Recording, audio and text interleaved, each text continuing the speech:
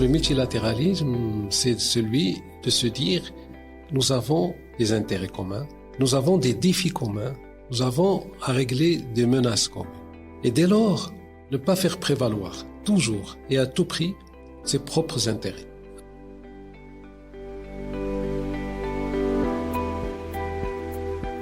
Bonjour à tous, je suis Alma Rinaldi et bienvenue dans le podcast The Next Page, destiné à faire avancer la conversation sur le multilatéralisme. Cet épisode poursuit notre série de conversations avec des ambassadeurs auprès des Nations Unies à Genève, où nous explorons leur expérience en tant que diplomates dans un système multilatéral et ce que l'ONU signifie pour eux aujourd'hui. Aujourd'hui, notre directeur à la bibliothèque et aux archives de l'ONU à Genève, Francesco Pisano, est rejoint par le représentant permanent et ambassadeur du Royaume du Maroc auprès de l'ONU à Genève et d'autres organisations internationales, Omar Sniber. Le Royaume du Maroc a rejoint l'ONU en 1956. L'ambassadeur Sniber raconte ce parcours, le rôle actuel du Maroc et ses rêves futurs au niveau multilatéral. Écoutons leur conversation.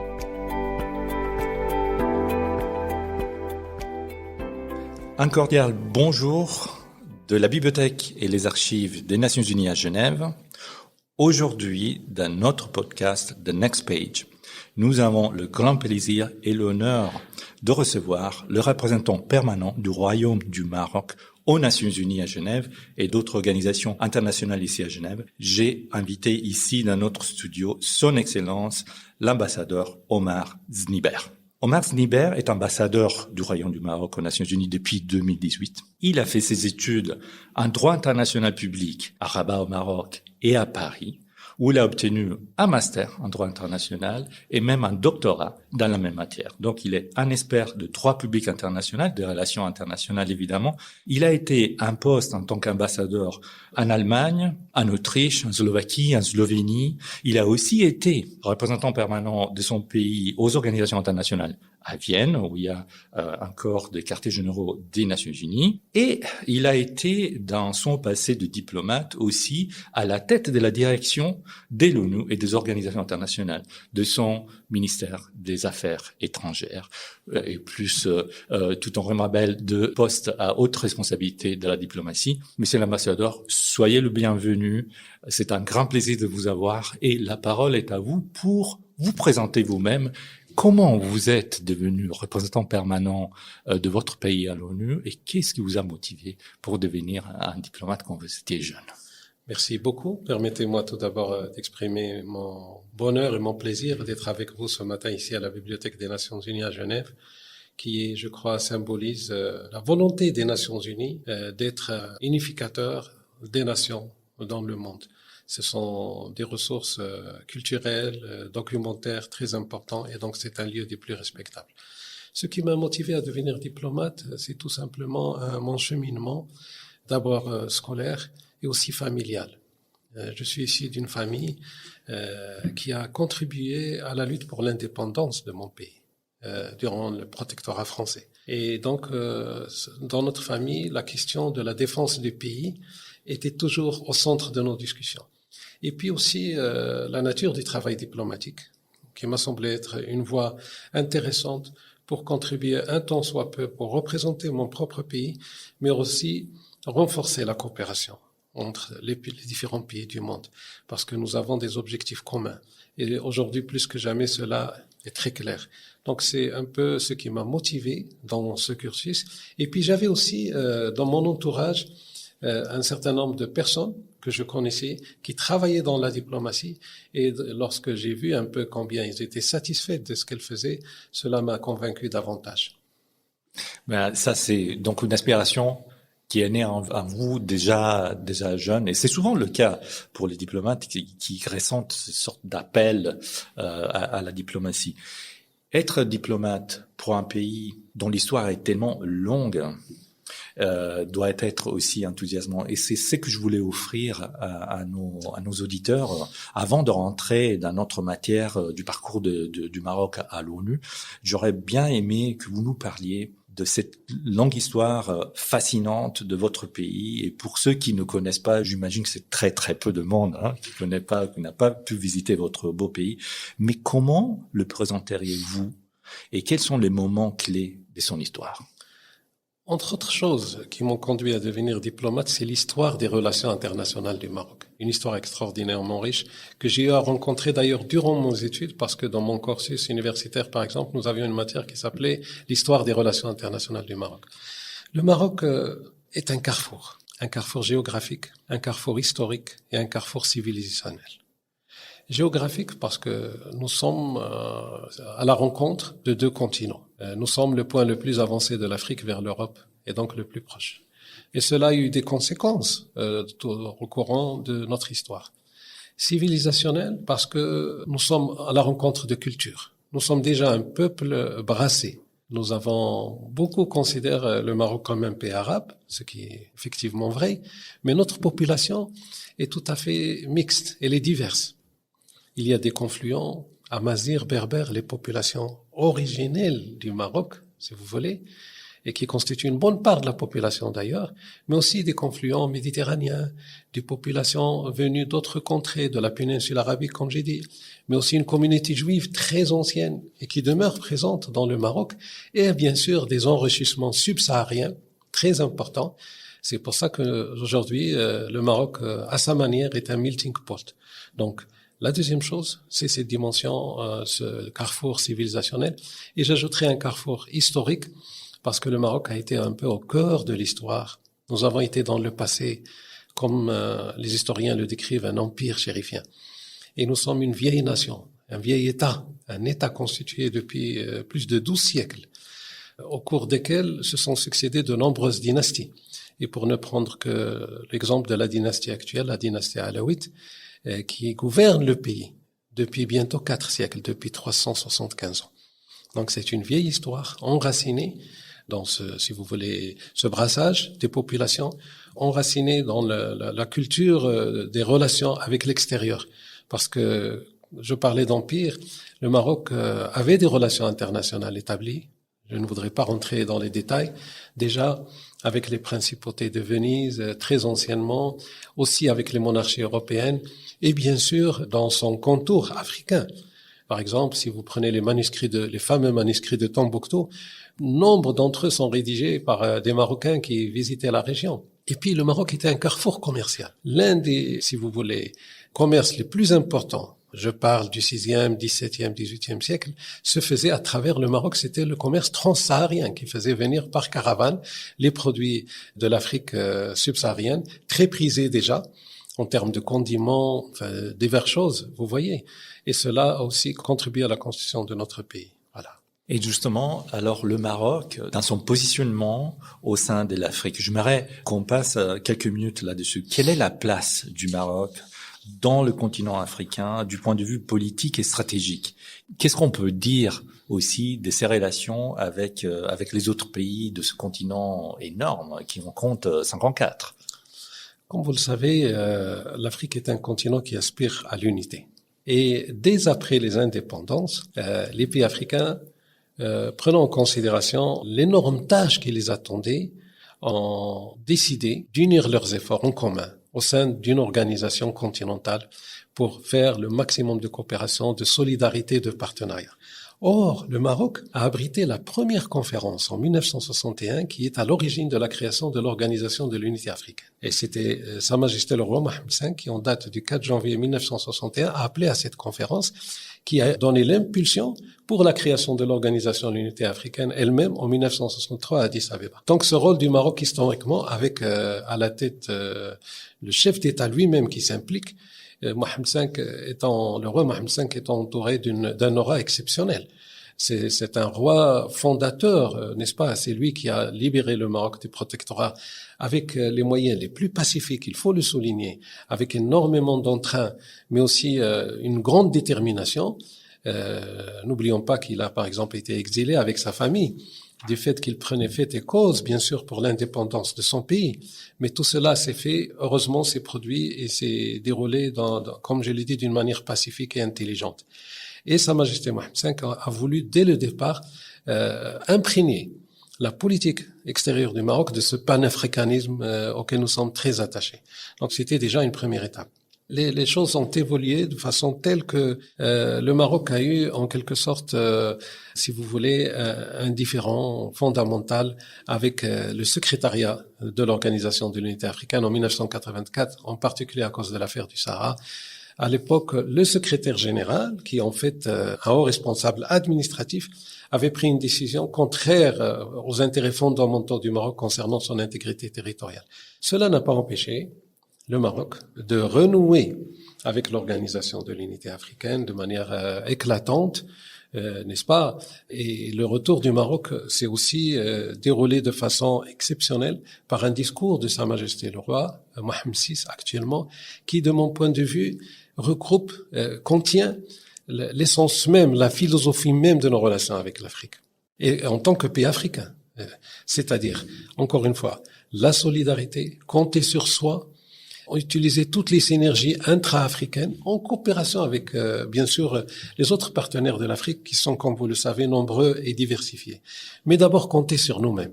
C'est ça un peu la philosophie du Maroc, si vous voulez. Pourquoi? Parce que l'Afrique regorge de potentiel. Les gens ne parlent souvent que, par exemple, du potentiel, des ressources de matières premières, ce qui est important, naturellement.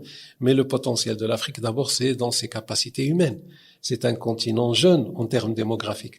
C'est un continent qui aspire à beaucoup de développement. C'est un continent aussi qui, comme vous le disiez tout à l'heure, a des ressources exceptionnelles, surtout, et je veux bien le souligner, en matière de possibilités de développement agricole. Parce que, comme chacun sait, la démographie mondiale se développe, voire même explose. Apparemment, nous allons avoir plus de 2 milliards d'habitants sur notre globe dans les 30 prochaines années. Il faudra bien les nourrir, il faudra bien s'en occuper. Pour une bonne partie d'ailleurs en Afrique elle-même. Sur le continent africain, pardon.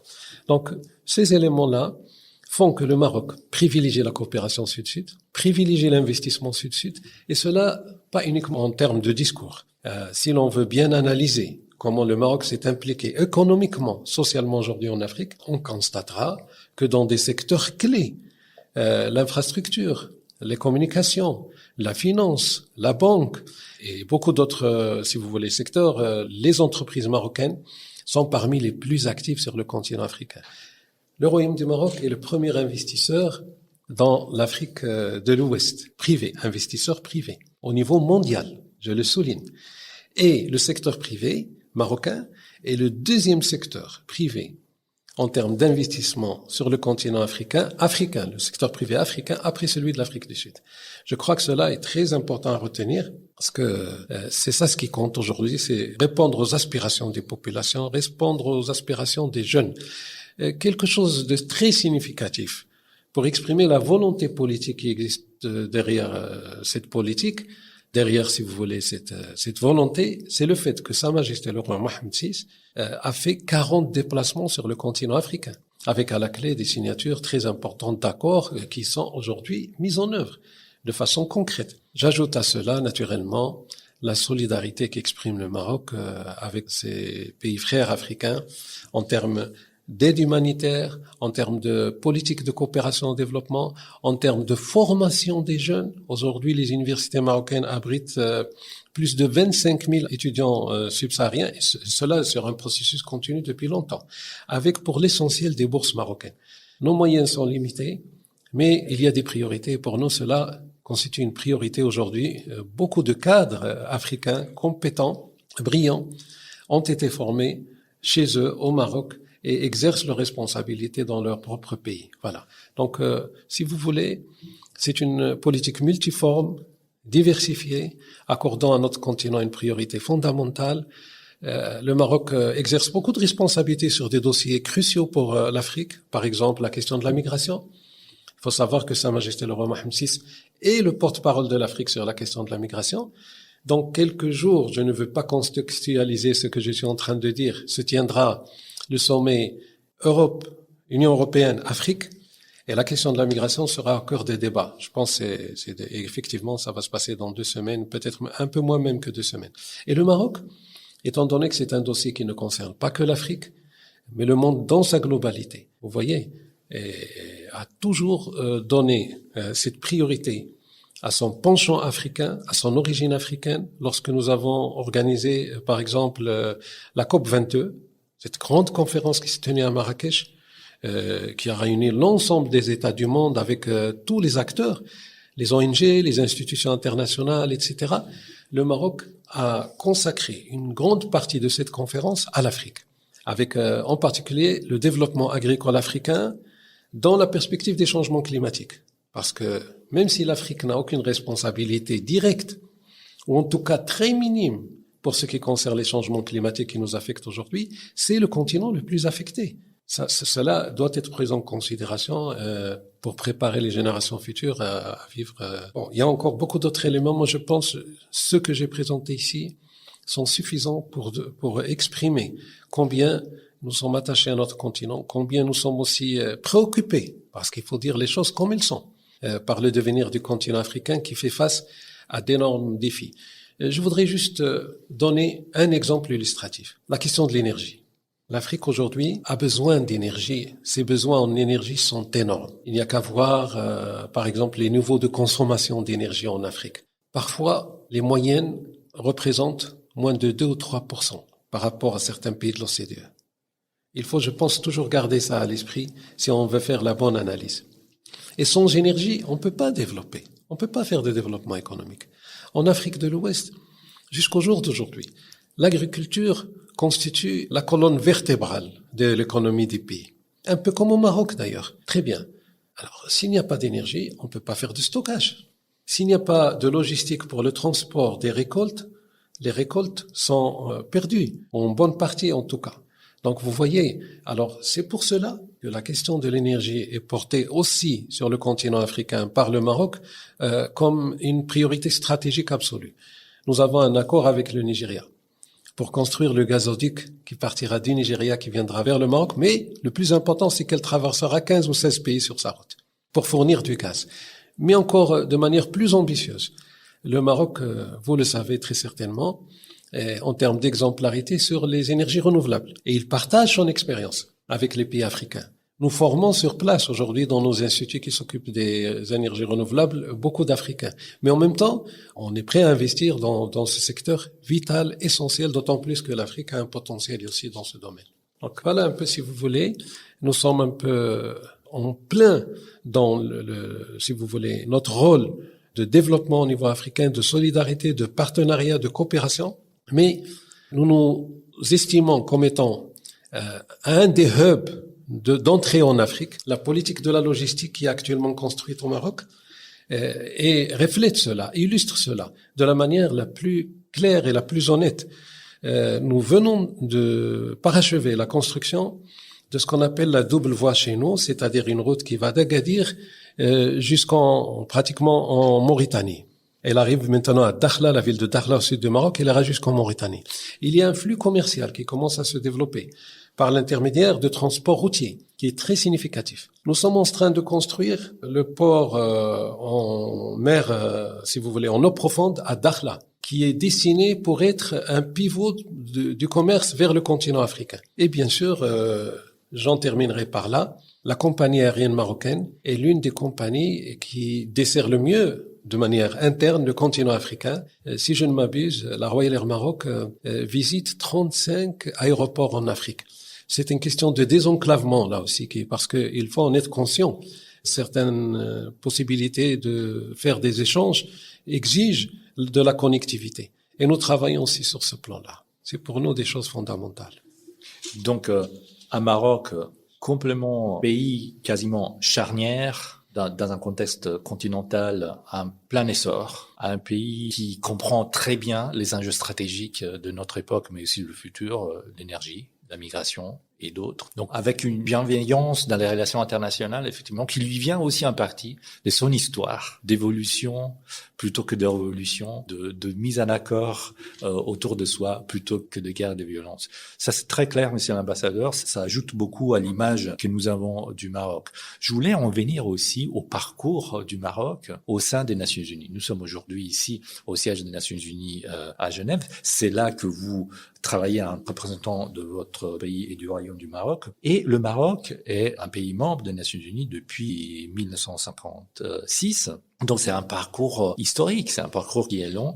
Et je voulais vous demander d'entrer, quel bilan peut-on faire aujourd'hui de l'expérience du Maroc à l'ONU? Un bilan éloquent, cher monsieur. Voilà. Parce que nous estimons, comme tous les pays du monde, que les Nations Unies ont été créées, en quelque sorte renouvelées, en 1945 par les accords de San Francisco, d'Bretton Woods, pour maintenir la paix et la sécurité dans le monde. Ça, c'est la mission prioritaire des Nations Unies. Et à cet égard, nul besoin de retracer la contribution du Maroc dans les opérations de maintien de la paix, par exemple. 60 000 soldats marocains y ont déjà participé, y compris d'ailleurs des femmes soldats marocains. Depuis la décision prise par Sa Majesté le Roi Mohammed VI en 2017 de faire participer aussi les soldats femmes marocaines, les officiers femmes marocaines à ces opérations. Nous avons contribué à de nombreuses opérations de maintien de la paix et nous continuons à le faire aujourd'hui même en République démocratique du Congo, en Centrafrique et ailleurs. L'armée marocaine vraiment présentait beaucoup de sacrifices, et pas uniquement sur le continent africain. Nous avons aussi contribué, par exemple, au maintien de la paix au Kosovo. Et je ne veux pas rentrer dans les détails, mais cela est expressif, et je crois que c'est très apprécié par les Nations Unies. Le Maroc, en termes, si vous voulez, de volume de contribution dans nos régions, la région arabe, la région africaine, nous sommes le deuxième pays arabe en termes de contribution aux opérations de maintien de la paix. Et nous sommes le 6e pays en Afrique aussi. Et ce, depuis très longtemps. Depuis déjà les premiers conflits au Congo, au Biafra aussi, au Nigeria. Vous voyez, depuis les années 60, le Maroc ayant à peine recouvert en quelque sorte son indépendance, avait mis à contribution son armée. Nous avons contribué en Somalie aussi. Donc cela est très important. La deuxième chose, je pense, parmi les piliers des Nations Unies, c'est l'action humanitaire. Et à cet égard, là aussi, le Maroc, en dépit, j'allais dire, de ses moyens relativement limités, se montre extraordinairement volontaire et généreux. Les opérations humanitaires du Maroc sont très nombreuses. Aujourd'hui même, il y a des hôpitaux, si vous voulez, de campagne qui ont été installés par la volonté des autorités marocaines et en particulier celle de Sa Majesté le Roi. J'insiste parce que ce sont des opérations qui sont supervisées personnellement. D'ailleurs, Sa Majesté, dans certains de ses déplacements, a visité ces hôpitaux de campagne tels qu'ils existent aujourd'hui en Jordanie, à Gaza, mais aussi en Afrique, vous voyez, dans différentes régions de l'Afrique. Donc, voilà. Et puis, l'action humanitaire, j'aimerais juste vous renvoyer à l'une des plus récentes, des plus significatives. Après l'éclatement de la pandémie que nous subissons actuellement, le Maroc avait mené une opération, un véritable pont aérien vers plus de 20 pays africains, offrant du matériel médical et du matériel de protection contre la pandémie. Vous voyez, et ce sont des opérations qui se font de manière, si vous voulez, j'allais dire, non pas périodique, mais de manière soutenue, permanente. Nous agissons à chaque fois que la demande est là, parfois pour venir en aide suite à des catastrophes naturelles, parfois de manière circonstanciée, mais le Maroc est convaincu que l'action humanitaire est fondamentale parce que il s'agit tout simplement, comme son nom l'indique, d'exprimer aussi notre humanité à travers cela et notre solidarité. Mais cette action ne se confine pas uniquement en Afrique. Nous apportons notre aide aussi en Amérique centrale, à Haïti par exemple, en Amérique latine, au Paraguay par exemple, et aussi dans d'autres régions du monde. Cela, je pense, est assez expressif. En dehors de ces aspects-là, il y a une présence, j'allais dire, institutionnelle du Maroc dans les arcanes des Nations Unies. Je vais me limiter à la période récente, à commencer par Genève. Par exemple, ces 2 ou 3 dernières années, nous avons exercé des responsabilités ici à Genève. Le Maroc a présidé les assemblées générales de l'Organisation mondiale de la propriété intellectuelle. Il a présidé la conférence internationale du travail. Au niveau de New York, le Maroc a présidé le segment humanitaire de l'ECOSOC. Il a été vice-président de la 4e commission, qui est importante, et puis il a facilité un certain nombre de processus, en particulier celui sur les organes des traités de droits de l'homme. C'était l'année dernière. Également à Vienne, vous avez vous-même cité tout à l'heure le fait que Vienne est un headquarter aussi des Nations Unies. Nous présidons actuellement le groupe des 77 et nous avons présidé l'année dernière la conférence générale de l'AIA. Je parle de ces 2 ou 3 dernières années. Je peux remonter très loin je citais le fait que nous avons accueilli la COP22 par exemple. C'était en 2015, je crois, oui. Et nous avons surtout accueilli la conférence d'adoption du pacte global sur la migration, avec la présence de tous les États membres des Nations Unies, des chefs d'État. C'était en décembre 2018. Ce sont des conférences, si vous voulez, d'une ampleur exceptionnelle. Et nous continuons à le faire. Nous avons dans le projet de recevoir un certain nombre d'autres événements de première importance qui ont déjà été annoncés, mais qui ont été un peu, si vous voulez, dérangés par l'impact de la Covid. Je fais référence en particulier au fait que le Maroc va abriter le sommet du Forum de l'Alliance des civilisations. Et là, c'est aussi un secteur que le Maroc met en avant dans ses activités onusiennes, parce que nous sommes pour le dialogue des cultures. Le Maroc est pays connu aussi. Je ne veux pas enjoliver les choses, ce sont des réalités.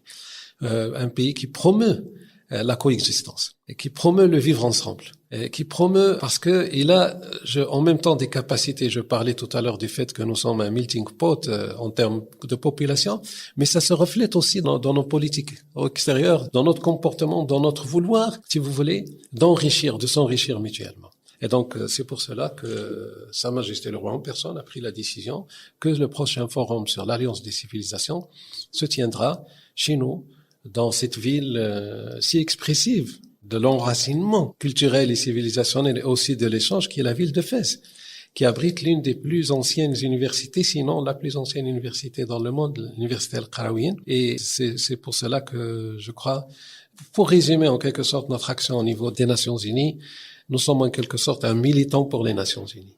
Voilà. Nous y croyons. La diplomatie marocaine a toujours donné la priorité au soutien au multilatéralisme, comme je viens de le dépeindre en quelque sorte ce matin. C'est très important parce que, comme on le voit d'ailleurs aujourd'hui, la question du Covid, les changements climatiques, la gouvernance de la migration et aussi un certain nombre d'autres sujets dont on parle pas assez de notre point de vue, la lutte contre la criminalité transnationale, cela nécessite absolument de la coopération multilatérale.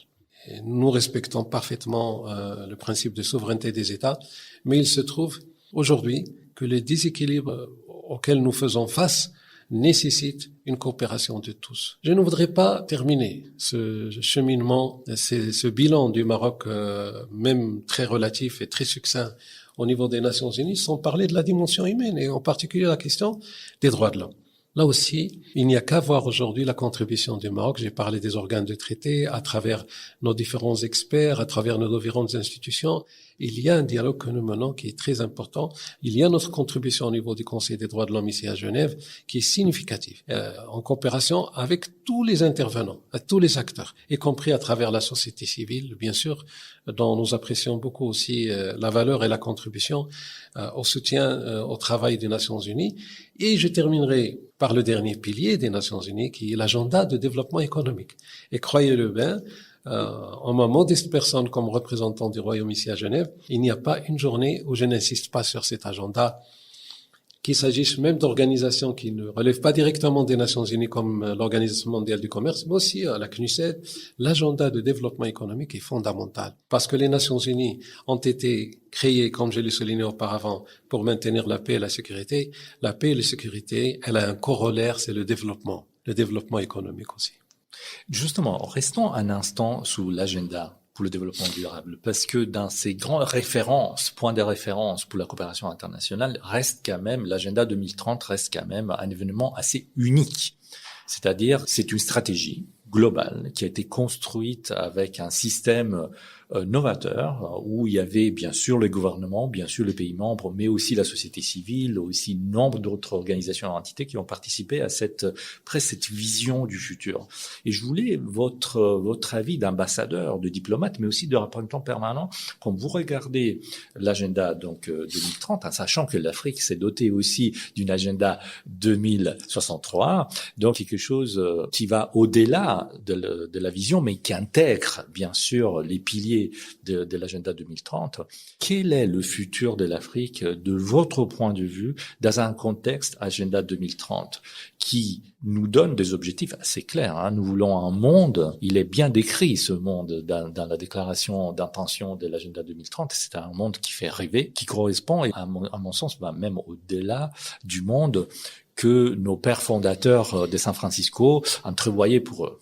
Oui, je suis tout à fait d'accord que c'est un objectif fondamental, essentiel et qui a été bien élaboré, bien structuré, comme vous l'avez dit. L'éducation, la santé, l'égalité hommes-femmes, le développement durable.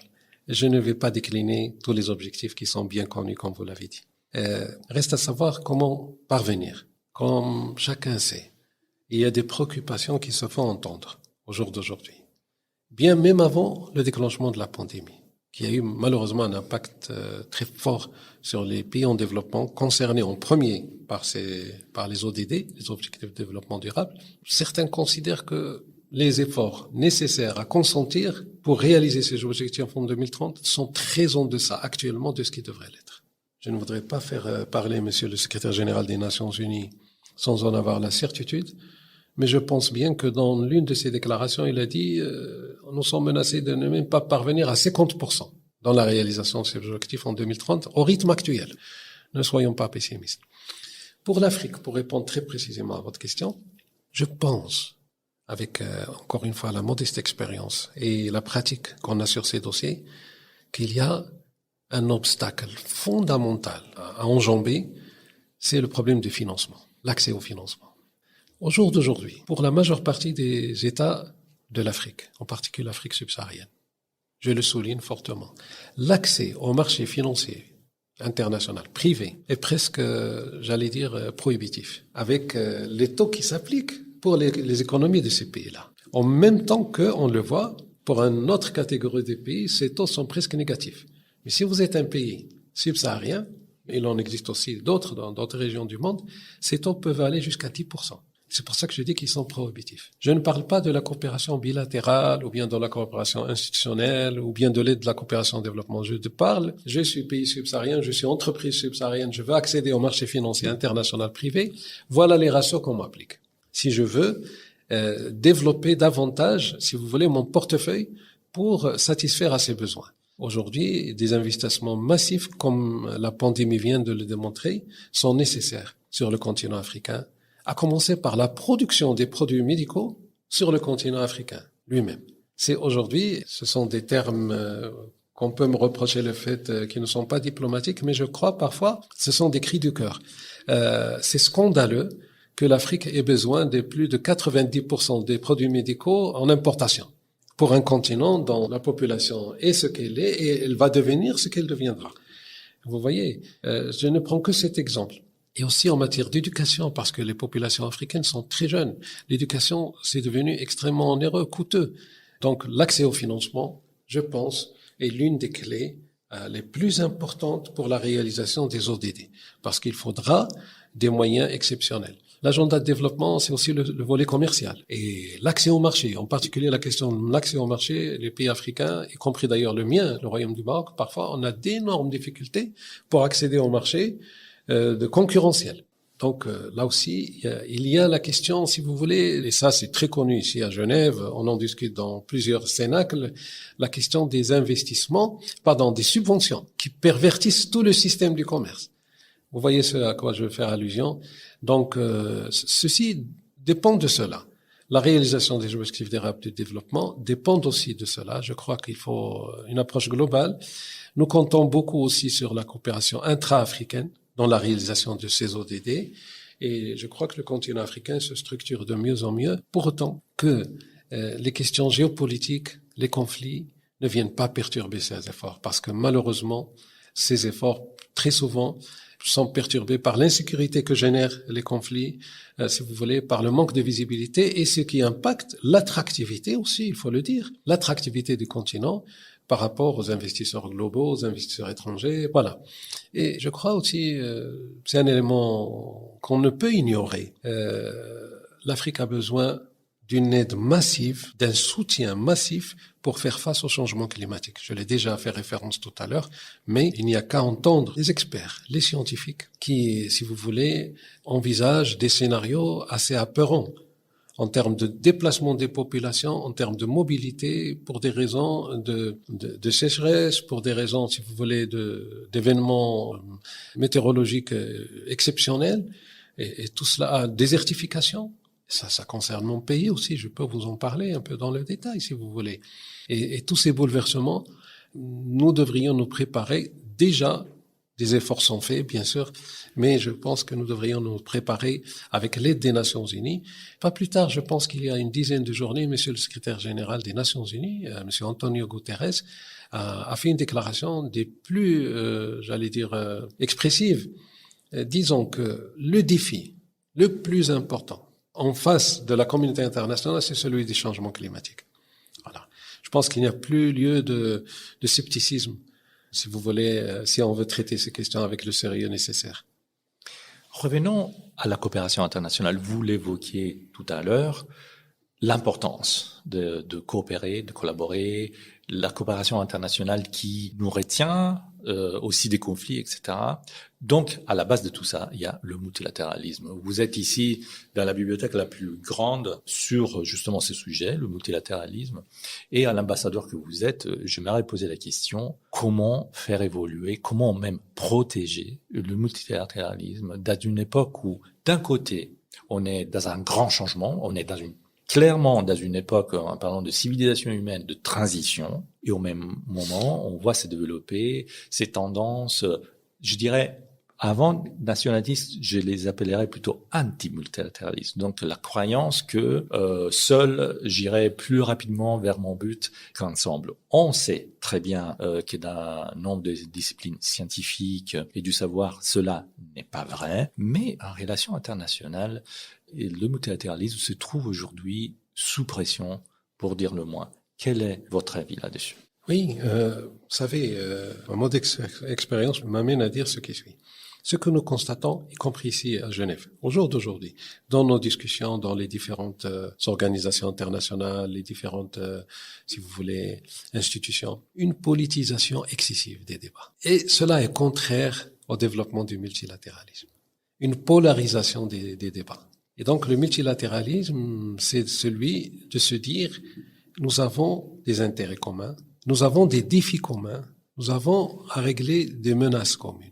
Et dès lors, ne pas faire prévaloir toujours et à tout prix ses propres intérêts.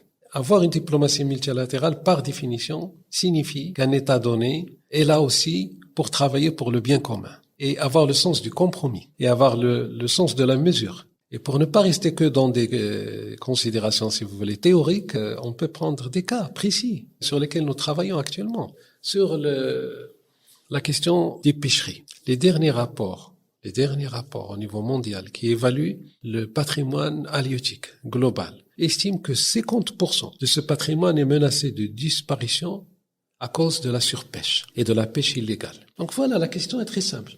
Est-ce qu'on va empêcher les générations futures de profiter de ce patrimoine, sachant qu'au jour d'aujourd'hui, encore une fois, selon les statistiques internationales, près de 500 millions de personnes sur notre globe dépendent des pêcheries, directement ou indirectement. Leur vie, leur quotidien, leurs revenus.